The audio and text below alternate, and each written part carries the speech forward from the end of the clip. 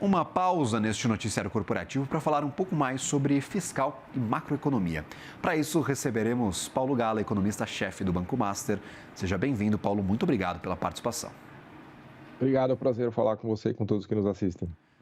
Paulo, há uma demanda intensa do mercado por este pacote, por este anúncio do pacote de corte de gastos pelo governo federal. Há uma demora neste anúncio, se prometia para depois das eleições municipais. Já entramos na terceira semana de discussão, sem grandes novidades ainda. Essa demanda do mercado, essa euforia, este estresse nos ativos de risco é justificado, na sua opinião, pela demora do anúncio? Ou essas questões fiscais ainda podem impactar o mercado por um longo período e as discussões são também justificadas, já que são temas muito complexos? Pois é, não é exatamente uma demanda, é uma expectativa de aumento de inflação, né? Porque se o governo não fizer nada em relação ao ajuste de gastos, a economia vai continuar acelerando e já está numa situação bastante pressionada. A gente tem visto os índices de inflação acelerando bastante nas últimas semanas, a inflação pode chegar a quase 5% esse ano, e esse pacote de corte de gastos teria como objetivo desaquecer um pouco a economia, além de aumentar a eficiência do gasto. Tem muitos problemas de concessão de, por exemplo, auxílio de benefício de seguro-desemprego numa situação em que o desemprego está em mínimas, né, auxílio-doença com casas com alguns casos que parecem ser fraudulentos. Então, tem questões aí de aumento de eficiência e questões de pressão também de demanda, que a gente chama de demanda agregada da economia. Se não vier esse corte de gastos, provavelmente a inflação vai continuar acelerando, que inclusive obriga o Banco Central a subir juros. Então, esse estresse que a gente tem visto nos preços de ativos nada mais é do que uma reação a essa falta do pacote de corte de gastos e de ajuste, né? Isso deve permanecer nos próximos dias se não for anunciado o pacote, né?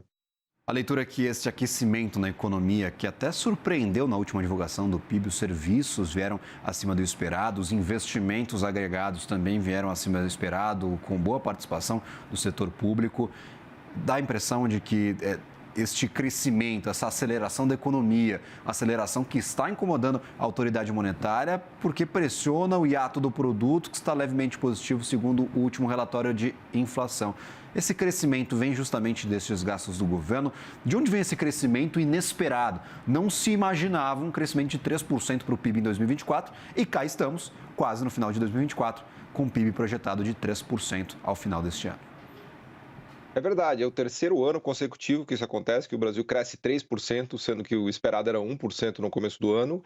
E sim, a maior explicação para isso são as transferências do governo, né? Eu destacaria o benefício de prestação continuada, que é o BPC, o Bolsa Família, seguro-desemprego, próprio aumento das aposentadorias, a regra de reajuste do salário mínimo, tudo isso tem transferido renda para as pessoas gastam e a economia aquece. Isso não é uma má notícia, isso é uma ótima notícia. O aquecimento econômico é o que a gente quer. O que preocupa o Banco Central é um aquecimento muito mais rápido do que a capacidade de reação e a capacidade de produzir da economia, especialmente pela via do aumento do investimento. Então, a economia não pode aquecer demais se o investimento não aumentar, né? Isso obriga o Banco Central a subir juros para regular o que a gente chama de economia de oferta e demanda, né? O ritmo de crescimento da demanda tem que ser compatível com o ritmo de crescimento da oferta, e é isso que preocupa no momento. A demanda está correndo muito adiante da oferta, por isso que o pacote de gastos seria muito importante, ou se não vier, o serviço vai ter que ser feito pelo Banco Central, subindo mais ainda os juros, né? O que é uma notícia ruim, né? Porque idealmente a gente poderia conter isso com um gasto público mais eficiente, né? Parte do mercado, a boa parte, já que praticamente um consenso que essa Selic chegue em 2025 em 12,25%. Esse é o consenso, parte do mercado já projeta estes 12,25%. Na tua leitura, estes 12,25% contam com um pacote de corte de gastos pelo governo, caso não tenhamos um pacote anunciado, caso esse pacote não saia do papel. Essa Selic pode ser até maior. Os mais pessimistas falam em até 15% para a Selic, que não vemos há muito tempo. Pois é, essa conta de 12% é com um pacote de corte de gastos bem feito e bem desenhado, né? É importante lembrar que a inflação desse ano deve fechar em 5% e a meta de inflação é de 3%. Então, a gente já está, inclusive, estourando o teto da meta de 1,5%, né? Claro que agora o Banco Central mira a inflação de 2026, segundo a meta contínua, mas nesse momento a previsão dos modelos do Banco Central e dos economistas em geral é de que a inflação caminhe para fechar o ano que vem em 4,5% e 2026 perto de 3,5%, 3,6%. Então, a expectativa de uma Selic indo a 12 ou 12,5% vai se efetivar se vier o pacote de corte de gastos, ou seja, se vier uma redução de demanda, né, da economia por conta de redução de transferência de gastos do governo. Se não vier esse pacote, o serviço fica mais, né, por conta do Banco Central. Então, a gente pode pensar o seguinte: quanto mais o governo cortar gastos, né, que é o que o Ministério da Fazenda chama de harmonia entre a política fiscal e a política monetária, quanto mais o governo ajustar, não é exatamente cortar, ele não vai contrair gastos, é simplesmente fazer com que o gasto não cresça a 10% ao ano, que é um crescimento excessivo, né? Tentar colocar o crescimento do gasto em linha com o que dita o arcabouço fiscal. Então, quanto mais o governo conseguir controlar o gasto, menos o Banco Central precisa aumentar a Selic. E, né, o contrário também é verdadeiro. Se o governo não conseguir controlar o gasto público, toda a tarefa recairá sobre as costas do Banco Central, né, que terá que subir ainda mais os juros, que é horrível, porque custa muito caro, né, para os cofres públicos, a conta de juros é gigante e encarece o financiamento das empresas e atrapalha toda a dinâmica de investimentos. Mas, né, é melhor fazer isso do que deixar a inflação acelerar e eventualmente sair do controle, né? Perfeito. Inclusive, sobre este assunto, Paulo, o que importa para este pacote de corte de gastos? Claro, levando em consideração que ele seja anunciado nos próximos dias.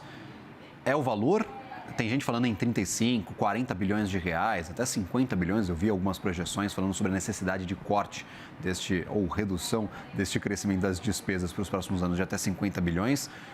Ou é efetivamente mudança estrutural no crescimento dos gastos, caso nós tenhamos um pacote um pouco mais enxuto, mas que traga uma mudança efetivamente estrutural, isso vai agradar ou vai ajudar na contenção deste problema? Ou o valor importa, na sua opinião e nas tuas leituras, na tua pesquisa, o quanto seria um pacote ideal em questão de bilhões de reais reduzidos para os gastos públicos? As duas frentes importam, né? O corte de gasto de curto prazo é importante, tem muitos excessos que podem ser corrigidos no BPC, no seguro-desemprego, né? E aí podemos chegar em valores de 30, 40 bilhões de reais para o ano que vem. Isso é importante para equilibrar a oferta e a demanda da economia, aquilo que eu explicava. Essa é a frente mais de curto prazo e, vamos dizer assim, preocupada com um valor específico. A outra frente é de um ajuste mais estrutural, que tem a ver com a própria capacidade de sustentação do arcabouço fiscal. O problema é que tem regras que estão colocadas ali no arcabouço, na Constituição, que são incompatíveis. Então, quando a gente projeta isso 2, 3, 4 anos atrás, se todas as regras forem seguidas, o governo vai entrar em shutdown. Ou seja, o chamado gasto discricionário vai ficar tão comprimido que o governo não vai conseguir pagar suas contas básicas de funcionalismo e deixar o mínimo da máquina operando, né? Então, há uma contradição em termos ali dentro das regras de gasto que precisa ser equacionada. Isso não tem a ver com o pacote de curto prazo, isso tem a ver com o chamado ajuste estrutural que você tão bem mencionou. Então, essas duas frentes são muito importantes, porque uma diz respeito à sustentabilidade no tempo do arcabouço fiscal e outra diz respeito ao excesso de aquecimento da demanda no curto prazo que está pressionando a inflação, né? Paulo Galo, economista-chefe do Banco Master, seja sempre bem-vindo à nossa programação. Obrigado por nos atender e estar aqui conosco neste meio de tarde. Obrigado, é um prazer falar com todos.